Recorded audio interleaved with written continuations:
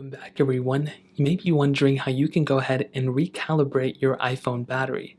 Now this process is relatively pretty easy, but there's not really like a button you click. There's nothing that really goes in that direction. All you have to do is, first of all, make your way over to your settings page. You want to scroll down to battery, which is right here. Then you want to click on battery health.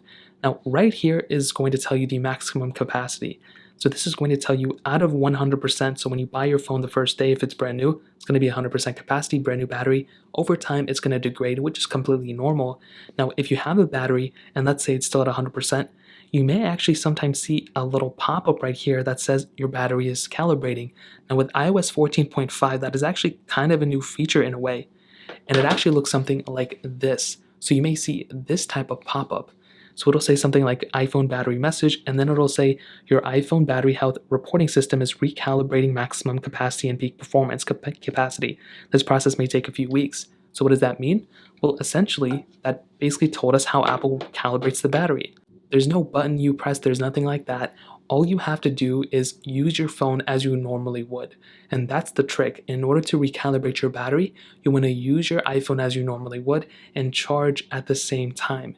Now, if you're constantly rebooting your phone and constantly killing your phone all the time, that can cause some issues for your specific device's battery, to be completely honest. The rebooting one, not so much. But if you're, killing your phone all the time, if you're putting in really hot conditions and cold conditions, that can have some effect on your battery and your battery health long term. So you have a much better, chance of shortening that calibration time by literally just using your phone as a normal person, charging it at normal times, and pretty much moving on from there. Like I said, not a guarantee, but that is one way that, if I ever get that pop-up, which I've gotten, I think, twice, that is pretty much the way. You use your phone as you normally would, and as long as you're not constantly killing your phone or anything, you should be good to go for the most part. So that's pretty much it. If you guys have any other questions or anything, let me know in the comment section below. Hit the like button, that would mean so much, but definitely hit that subscribe button. More importantly than everything else, I love every single one of you guys. Hopefully I'll catch you guys in the next video. Peace out till then.